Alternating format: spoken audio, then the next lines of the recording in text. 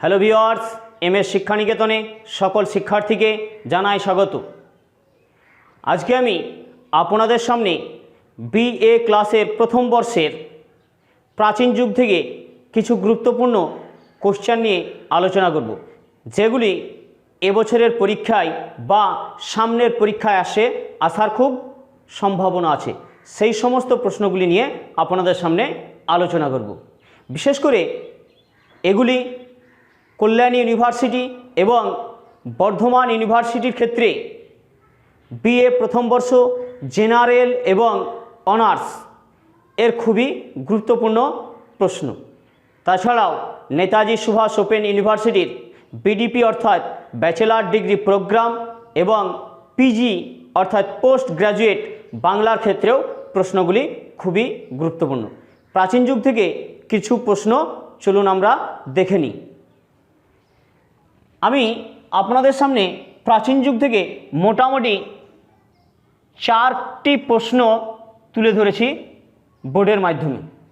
এ প্রশ্ন 4টি খুবই গুরুত্বপূর্ণ এবছরের আসন্ন পরীক্ষায়।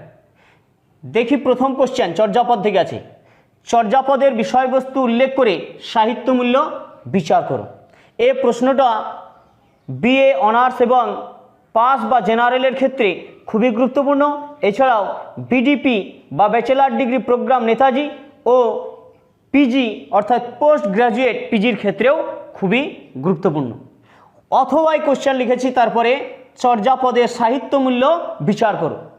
অথবা প্রথম কোশ্চেনটা চর্যাপদের বিষয়বস্তু উল্লেখ করে সাহিত্য মূল্য, অথবা চর্যাপদের সাহিত্য মূল্য, দুটি একই কোশ্চেন, অথবা দেওয়া আছে উত্তর একই হবে। আবারও অথবা দিয়ে আর একখানা প্রশ্ন আছে, বাংলা সাহিত্যের প্রাচীনতম নিদর্শন কোনটি বা কি, তার সাহিত্য মূল্য বিচার করো।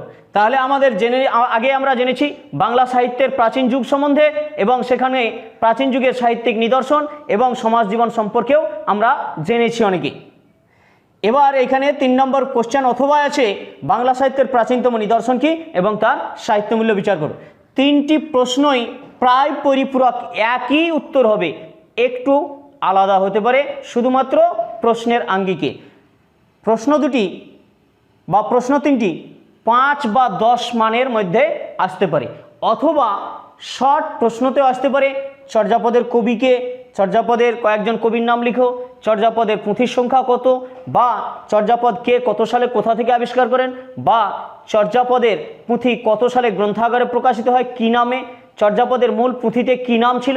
এই সমস্ত প্রশ্নগুলি 1 বা 2 নম্বরের মানেও আসতে পারে। এবার আপনাদের সামনে দ্বিতীয় প্রশ্ন সম্পর্কে আলোচনা করব। দ্বিতীয় প্রশ্ন আছে চর্যাপদ কে কবে কোথা থেকে আবিষ্কার করেন, চর্যাপদের সমাজ জীবন সম্পর্কে আলোচনা করব।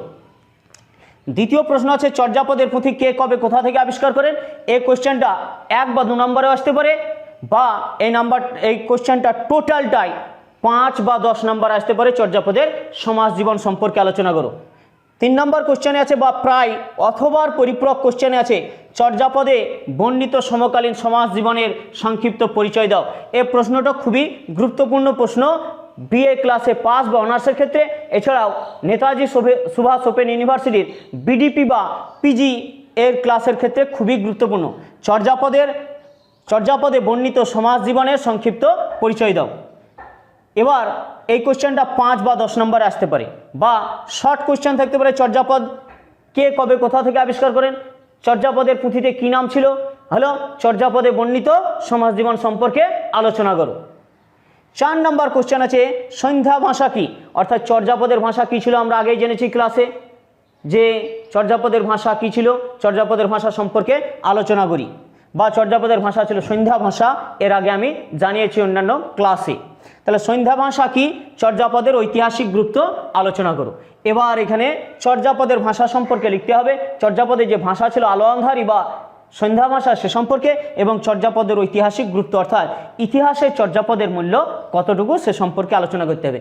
এই প্রাচীন যুগ থেকে যদি আমরা মোটামুটি হারে এই 4টে কোশ্চেন বা অথবা দিয়ে এই কয়েকটি কোশ্চেন আছে সহ এই 4টি কোশ্চেন আমরা করি, তাহলে অবশ্যই 10 বা 5 নম্বরের কোশ্চেন পাবই। এছাড়াও এর আগের ক্লাসে আমি যে শর্ট কোশ্চেনগুলো আলোচনা করেছি 1 বা 2 নম্বর মানের, সেগুলি যদি আপনারা আমার ভিডিও ক্লাসগুলি আগেকার দেখেন তাহলে অবশ্যই 1, 2 বা 5, 10 এখান থেকেই আপনারা সমস্ত পেয়ে যাবেন। এবার আপনাদের সামনে মধ্যযুগের কিছু গুরুত্বপূর্ণ প্রশ্ন সম্পর্কে আলোচনা করব, যেগুলো বিগত বছর পরীক্ষায় পড়েছে, আবার এবার পরীক্ষায় আসতে পারে এমন কিছু সম্ভাব্য প্রশ্ন।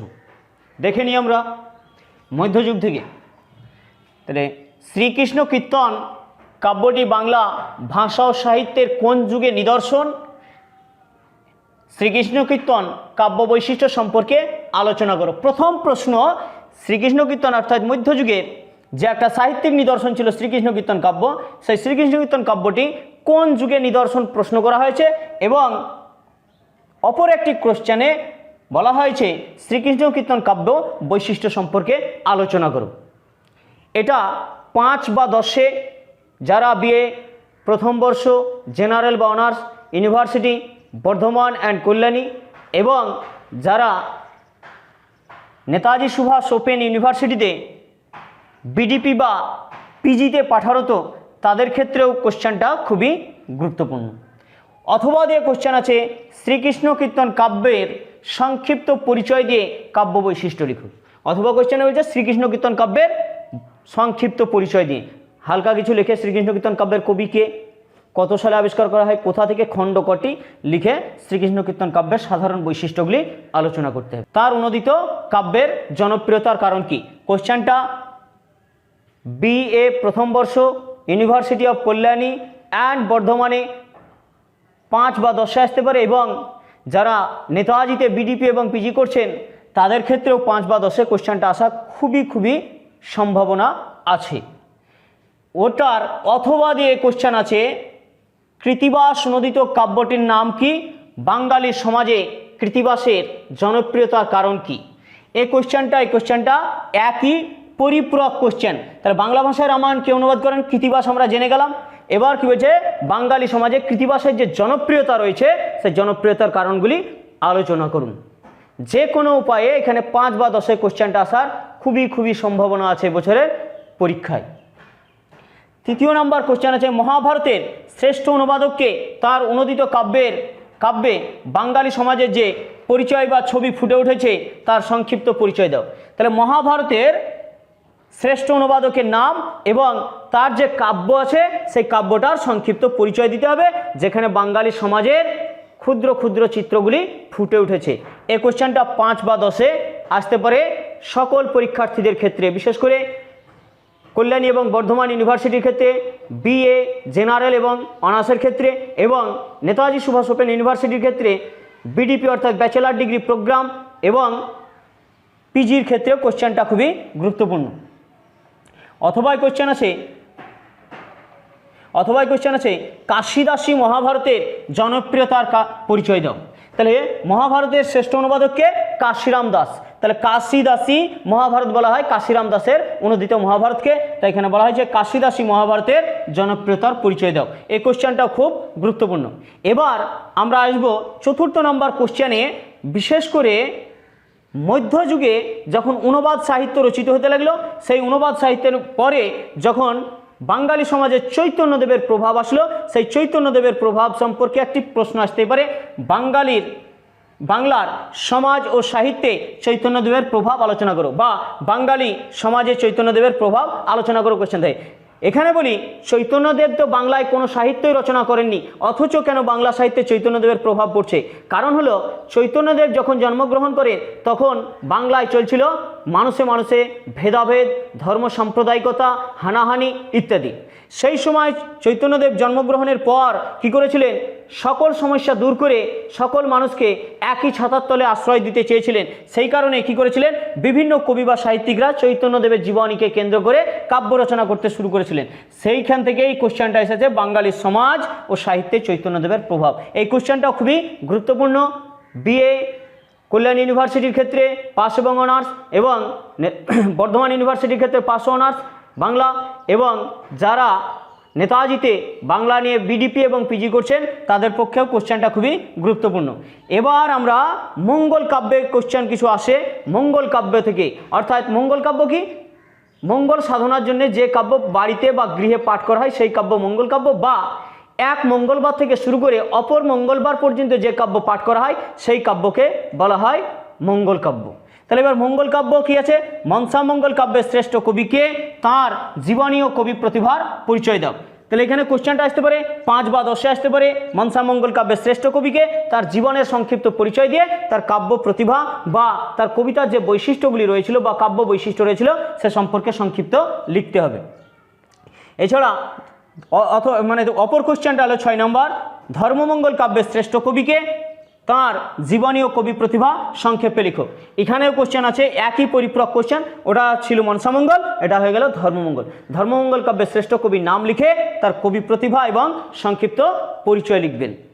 তাহলে এই গেল আপনাদের কোশ্চেন। কিন্তু এর আগে আমি প্রাচীন যুগ এবং মধ্যযুগ সম্পর্কে আগের ভিডিওতে আলোচনা করেছি। যদি আপনারা আগের ভিডিওগুলি দেখে থাকেন তাহলে এই কোশ্চেনগুলো বুঝতে আপনাদের বিশেষ কোনো অসুবিধা হবে না। যদি না দেখে থাকেন তাহলে অবশ্যই এই ভিডিওতে দেওয়া লিঙ্কে আগের ভিডিওগুলো দেখে নেবেন।